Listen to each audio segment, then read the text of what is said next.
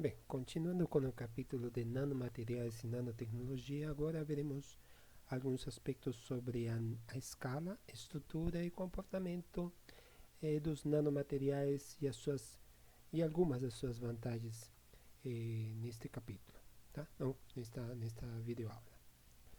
Bom, como já foi mencionado na outra videoaula, nano representa um bilionésimo de alguma unidade. No caso de um metro, seria um bilionésimo de um metro.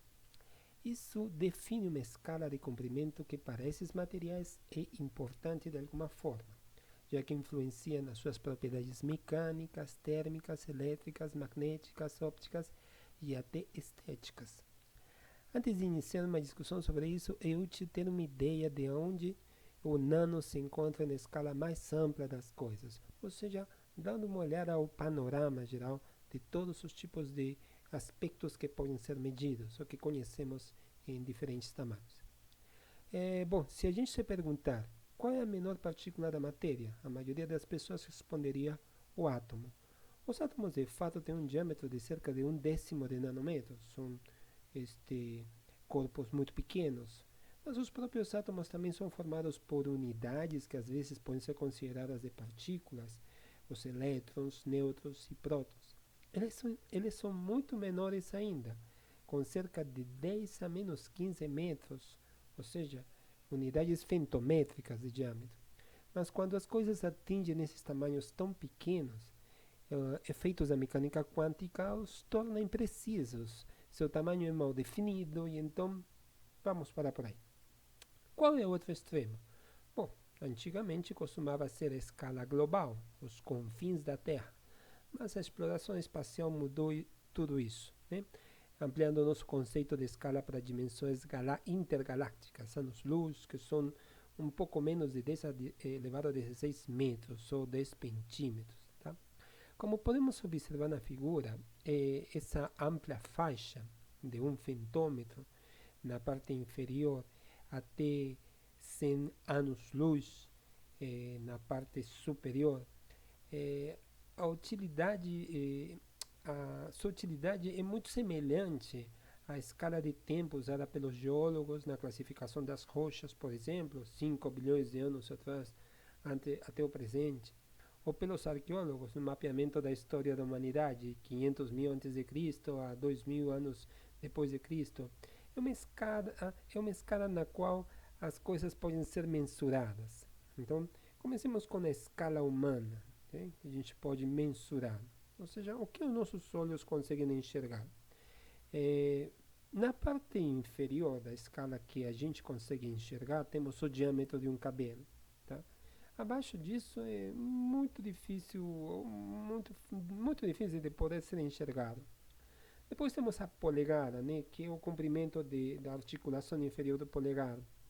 Depois temos o pé, que é o pé, a jarda, que é o tamanho de um passo, um furlong é o tamanho de um sulco, uma légua é a distância que um homem percorre durante uma hora a cavalo, entre outros tipos de distâncias, de medidas, né, que existiam anteriormente. E muitas delas eram consideradas unidades imperiais, porque eram impostas, né, por algum tipo de autoridade imperial, um rei ou uma coisa parecida. Tá? Bom, com essas unidades você não projetaria nada hoje em dia, desde o ponto de vista da engenharia, embora a NASA ainda consiga fazer isso, aparentemente. Mas na França, ou dito melhor, foi a França uma nação que contribuiu muito para o pensamento racional, que nos deu um sistema com algum sentido. Então, na Assembleia Nacional da Primeira República, por decreto em 1790, criou os padrões de comprimento, volume e peso, que conhecemos até hoje como sistema métrico. A proposta original para ter uma medida que fosse internacional, uma base para todas as outras, definiu-se que o metro seria, por exemplo, uma das medidas que corresponderia à fração da circunferência da Terra no Equador. Mas isso não era visto como suficientemente gálico, né?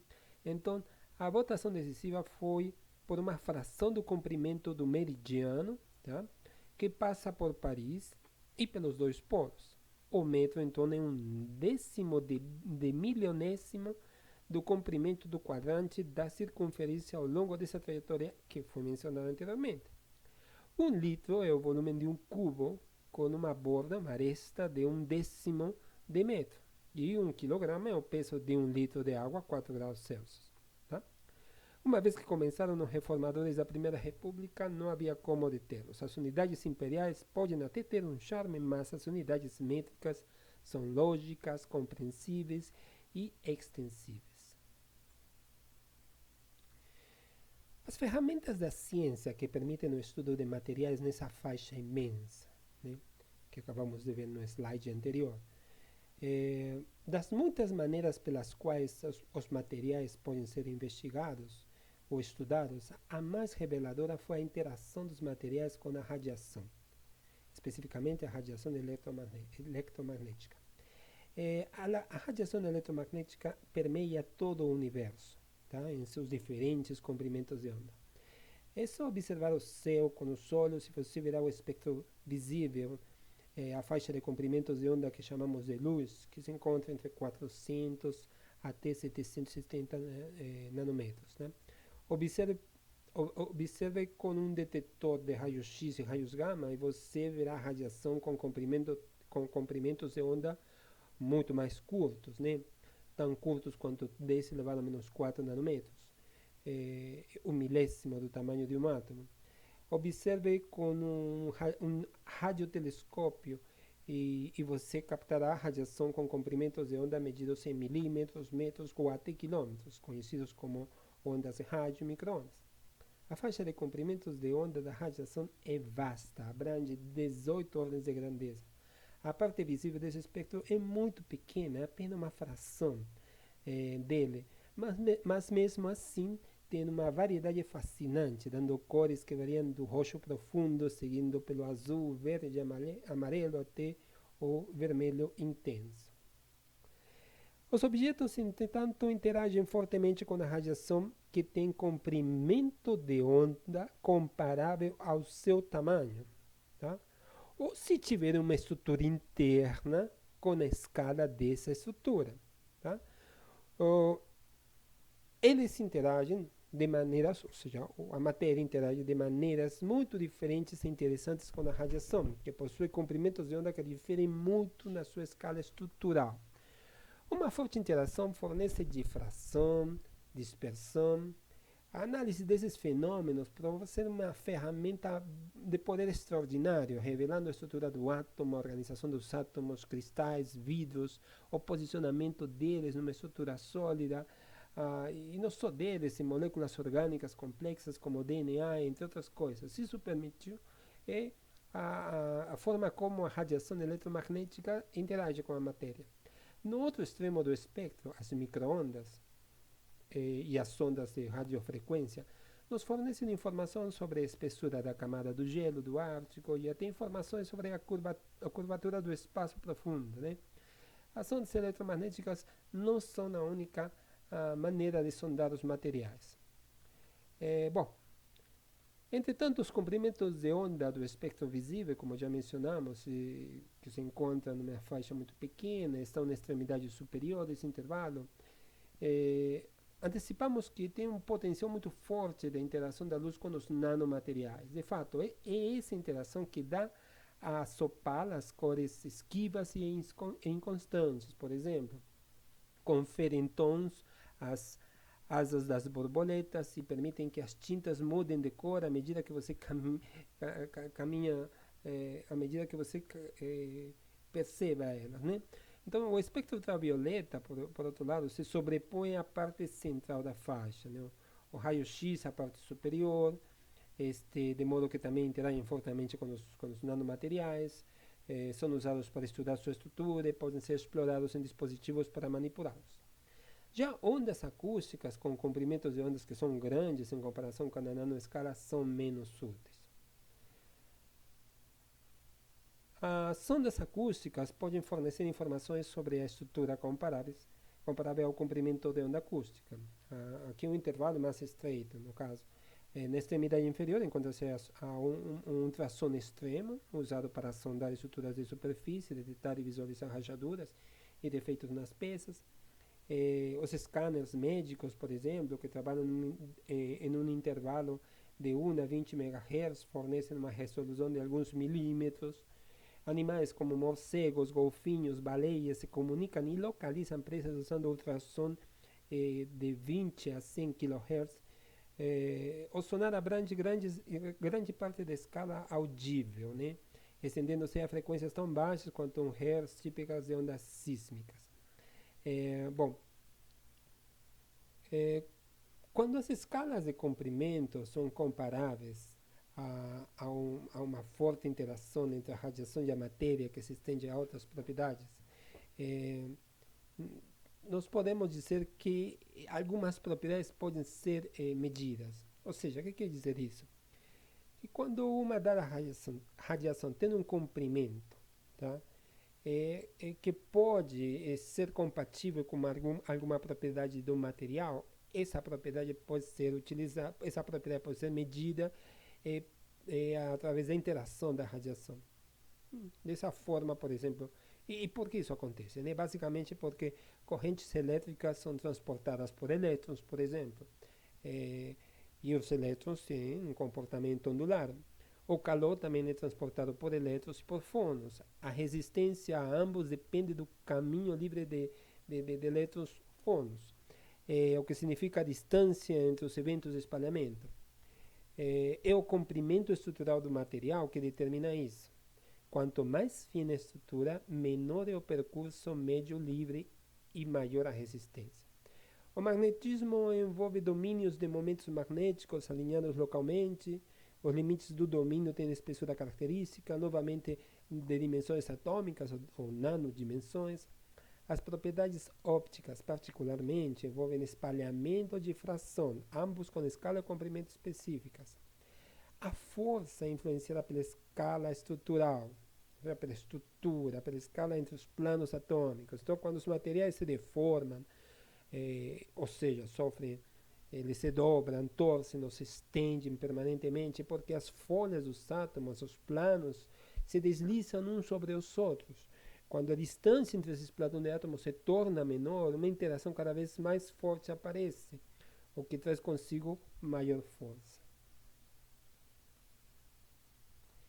Essa dimensionalidade intrínseca, por assim dizer, das propriedades dos materiais, é uma das razões do grande interesse em nanomateriais.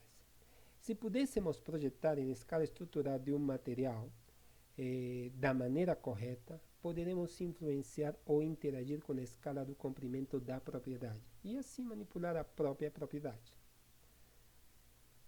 Agora concentre-se por um momento no pequeno, no nano. O que há de tão diferente e especial nisso? Já tínhamos mencionado algumas coisas na videoaula anterior. Então há mais de uma resposta para essa pergunta, mas a mais óbvia é a área superficial. Quase todas as propriedades da fina camada de átomos que se encontra na superfície ou na interface das coisas se comportam de maneira diferente das do interior. Ou seja, os átomos da superfície têm propriedades diferentes que os átomos do interior numa matéria. A superfície poderia se dizer, né, tem propriedades próprias. Experimentamos isso em sua propensão a corroer, a grudar ou não grudar nas coisas, ou liberar elétrons nos monitores de plasma, etc. Né? Mas a maioria das propriedades úteis, como rigidez, resistência, condutividade térmica e elétrica, magnetismo, que são as que a gente utiliza no dia a dia em muitos materiais, provém do interior dos átomos. Tá? Mas essas novas propriedades que os átomos superficiais fornecem são muito interessantes. E se a matéria ou o material é diminuído à escala nanométrica, então haverá muitos poucos átomos que façam parte do interior. Então, na macroescala, a fração de átomos que se encontra na superfície é minúscula, consequentemente, a influência dos átomos superficiais não é muito. Na escala micrométrica, é também ainda pequena, mas aproxime-se da nanoescala e ela decola, ou seja, as propriedades superficiais se tornam fortemente influenciáveis. Então, a combinação de pequena escala de uma grande fração de átomos de superfície fornece um conjunto de novas propriedades ou uma melhora, uma diferença das propriedades que pode ser muito diferente das do material no estado bulk, no estado maior. Isso só agora está sendo revelado. Então, os nanomateriais têm propriedades mecânicas, térmicas, elétricas, magnéticas, ópticas e, acima de tudo, químicas diferentes das do material bulk. Lembrando que bulk é um termo utilizado para um material mássico, volumétrico, de maior tamanho, né? Então, eles podem fornecer revestimentos fortes, né? Os nanomateriais podem fornecer revestimentos fortes e resistentes ao desgaste. Eles podem mudar a maneira como o calor e a eletricidade são conduzidos, já que em escala menor suas propriedades elétricas e de força mudam, né? Eles também têm a capacidade, por meio do seu comportamento elétrico e magnético, de armazenar informações e, por meio do seu comportamento químico, de catalisar reações químicas, distribuir drogas no corpo humano e muito mais. Então, parte dessa ficção científica já é real. Tá? Muito mais seria uma promessa, mas uma promessa que, que tem uma confiança considerável, na qual pode ser depositada. Então, como na maioria das grandes inovações, existem dois obstáculos principais a serem superados.